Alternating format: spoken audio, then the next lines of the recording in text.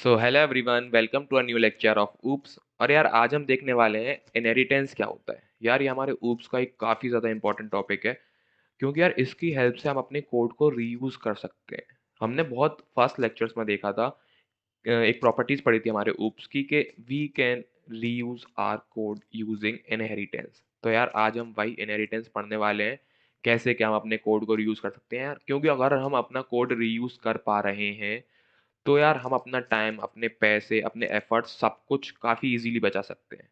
तो यार हम देखते हैं चलो इसको कि कैसे ये काम करता है और कैसे हम अपना सब कुछ टाइम वगैरह बचा सकते हैं। सबसे पहले हम स्टार्ट करते हैं इनहेरिटेंस की डेफिनेशन से। तो ये क्या बोलती है कि inheritance is a process in which one object acquires all the properties and behaviours of its parent object automatically. इसका मतलब क्या हुआ यार? तो यार जैसे मेरे पास एक क्लास है ए और इससे मैंने दूसरी क्लास बनाई डिराइव्ड क्लास, जो कि हम समझेंगे क्या होता है डिराइव्ड क्लास भी। इससे मैंने दूसरी क्लास बनाई बी।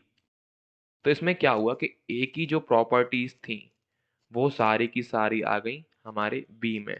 जैसे हम ले लेते हैं यार, ए मान लो हमारी टीचर क्लास थी, तो टीचर के अंदर टीचर आईडी है, और भी काफ़ी सारी चीज़ें हम ले सकते हैं यहाँ पे। तो यार सेम चीज़ यहाँ पे आ जाएंगी बी में, और यहाँ पे हम कुछ एडिशनल चीज़ें भी ऐड कर सकते हैं। जैसे यार टीचर क्लास थी, तो टीचर में अब मैंने जोड़ दिया कि यहाँ पे ये है प्रोग्रामर, मतलब प्रोग्रामिंग के टीचर हैं ये, है ना? तो ये हमारी एक और एक्स्ट्रा क्लास बन गई जो कि इससे डराइव हुई है। अब हमें यहाँ पे क्या बचा, हमारा टाइम कैसे बचा कि यार जैसे मेरी टीचर में कम से कम 10 प्रॉपर्टीज़ थी, 10 चीज़ें थी, 10 वेरिएबल्स थे। तो मेरे को यहाँ पे बाद में वापस नहीं लिखने पड़े, वो ऑटोमेटिकली उसने ले लिए। बस मेरे को क्या एडिशनल डालना पड़ा कि ये टीचर क्या करते हैं, क्या पढ़ाते हैं। ऐसा कुछ भी है, मतलब ये तो जस्ट एग्जाम्पल है। हम काफ़ी सारी चीज़ें भी कर सकते हैं इसके साथ। तो चलो थोड़ा आगे बढ़ते हैं अब और देखते हैं इसके की पॉइंट्स क्या-क्या हैं। तो यार जैसे कि हमने देखा, we can reuse the properties of an existing class by inheriting from it. जैसा कि हमने देखा कि हमने टीचर की जो प्रॉपर्टीज हैं उन सबको हमने हमारे दूसरी बी क्लास में इनहेरिट करा। अब यार दूसरा पॉइंट देखते हैं, the class from which properties are going to be reused, और we can say existing class.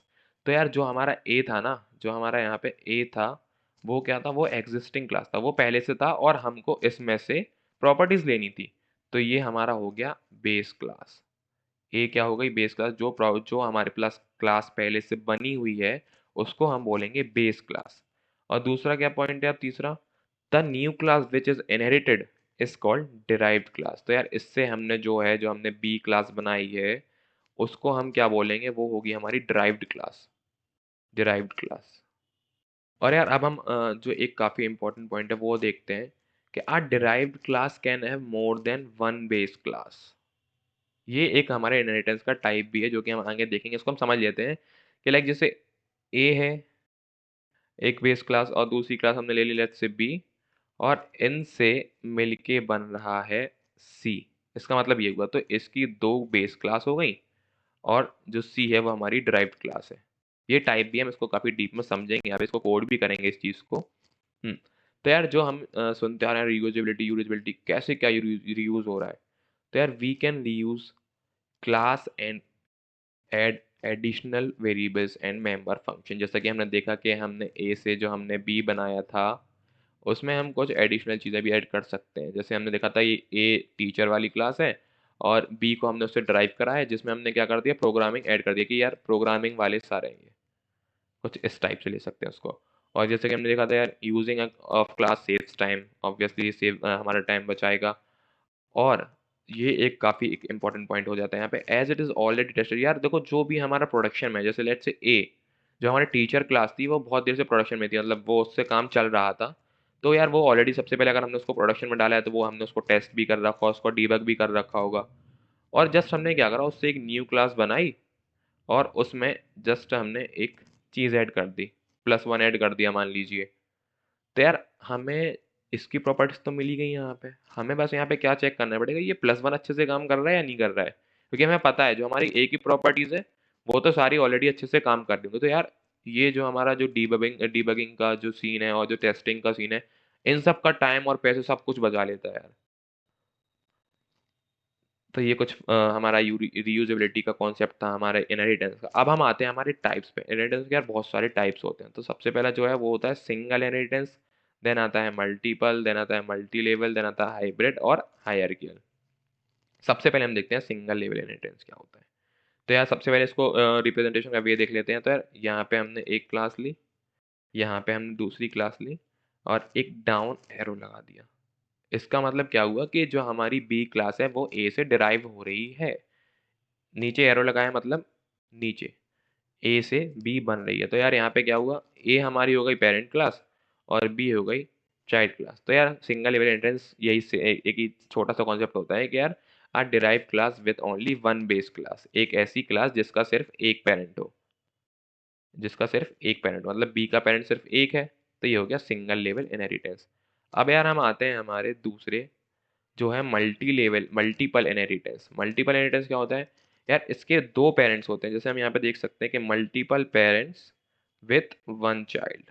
तो a derived class with more than one base class. यहाँ पे यार बेस ऐड करना चाहिए था मेरे को, मोर than one base class, writing देख लेना थोड़ा, है ना। तो जो कि है मल्टीपल हम समझ गए यहाँ पे कि यार एक उसकी दो हमारे जो हैं पेरेंट्स होंगे और उसकी एक चाइल्ड होगा, मतलब दो बेस क्लास और एक ड्राइव क्लास। और यार सेम इसका अपोजिट होता है, मतलब अपोजिट नहीं बोलेंगे क्योंकि हर यहाँ पे चीज़ अलग होती है। Hierarchical inheritance. तो यार ये चीज़ क्या है अब, तो यार इसका एक पेरेंट होगा और मल्टीपल चाइल्ड्स होंगे। तो यार जैसे हमने एग्जांपल हम देख रहे थे अभी, जैसे मान लो ये हो गया हमारा जो सी है वो हमारी हो गई टीचर, और ए जो है वो हम कर लेते हैं मैथ्स वाले टीचर को, और बी जो कर लेते हैं हम कर लेते हैं हमारे फिजिक्स वाले टीचर को। तो कुछ इस टाइप से हमारा जो एक पेरेंट क्लास है या बेस क्लास है उससे हमने दो derived class multiple derived class बनाए। कुछ इस टाइप से काम करता है हमारा हायरार्किकल इनहेरिटेंस। देन आता है हमारा मल्टी लेवल इनहेरिटेंस। ये काफ़ी अच्छी चीज़ होती है यार, deriving a class from already derived class. तो इसका मतलब क्या हुआ यार, जैसे ए हमारा क्या था, बेस क्लास था, उससे हमने एक बना दिया बी ड्राइव क्लास, एक हमारा बी बन चुका है ऑलरेडी, और हमने यहाँ पे बी से भी एक नया ड्राइव कर दिया सी। यार ये तो थोड़ा कंफ्यूजिंग हो गया। इसका हम एग्जाम्पल देख के समझते हैं यार, टेंशन वाली लेनी बात थोड़ी ना। तो यार देखो ए हमने बना दिया मान लो एनिमल, एनिमल के हमने जो बी कर दिया, लेट्स से हमने बना दिया यहाँ पे मैमल, और मैमल के हमने अंदर कर दिया काऊ। तो ये हो गया हमारा मल्टी लेवल इनहेरिटेंस। देखो एक ही प्रॉपर्टीज सारी लेगा मैमल, मतलब एनिमल ऑब्वियसली मैमल्स भी एनिमल्स ही होते हैं, तो सारी प्रॉपर्टीज ले लेंगे वो, बस कुछ एडिशनल इसमें हम ऐड कर देंगे। और मैमल्स के अंदर हम बना देंगे काऊ। काऊ में कुछ मैमल्स से एडिशनल प्रॉपर्टीज होंगी, मतलब एडिशनल नहीं, और मतलब जो भी है समझ गए होंगे आप लोग के। ऐसे हम मल्टी लेवल इनहेरिटेंस ऐसे काम करता है। देन आता है हमारा हाइब्रिड इनहेरिटेंस। यार ये थोड़ा सा ट्रिकी होता है, लेकिन है जब इसको हम कोड करके समझेंगे तो ये काफ़ी इजीली हम समझ सकते हैं। तो यार ये क्या है, it is a combination of multiple inheritance and multi level inheritance. कैसे देखो, ये क्या हो गया, मल्टी लेवल हो गया, ए से बी बन रहा है, बी से डी बन रहा है, ठीक है, ये हो गया मल्टी लेवल। और बी सी से मिलके बन रहा है डी, ये हो गया हमारा मल्टीपल इनहेरिटेंस। इसको भी हम अच्छे से कोड करके एग्जाम्पल के साथ समझेंगे, तब और अच्छे समझ समझ में आ जाएगा आपको। अब यार आता है सिंटेक्स, इसको हम कैसे लिखेंगे। तो यार अभी इस लेक्चर में हम इसको कोड नहीं करेंगे, इसमें हम जिस थ्योरी देखेंगे, तो हम देखते हैं, देखो सबसे पहले हम अपनी बेस क्लास बना लेते हैं वहाँ पे। देन जब हम ड्राइव्ड क्लास लिखते हैं तो उसको लिखने का फंक्शन कुछ ऐसा होता है कि क्लास, क्योंकि हम क्लास बना रहे हैं तो हमें क्लास लिखना ही पड़ेगा। देन डिराइव्ड क्लास का नेम, जो कि हम लेट्स से यहाँ पे हम बी बना रहे थे, तो हम यहाँ पे लिखेंगे बी क्लास बी। देन आएगा हमारे ये कॉलन्स। देन आता है एक विजिबिलिटी मोड। विजिबिलिटी मोड हम अपने नेक्स्ट लेक्चर में काफ़ी अच्छे से देखेंगे ये क्या होता है, क्यों होता है, क्या क्या इसका यूज़ होता है।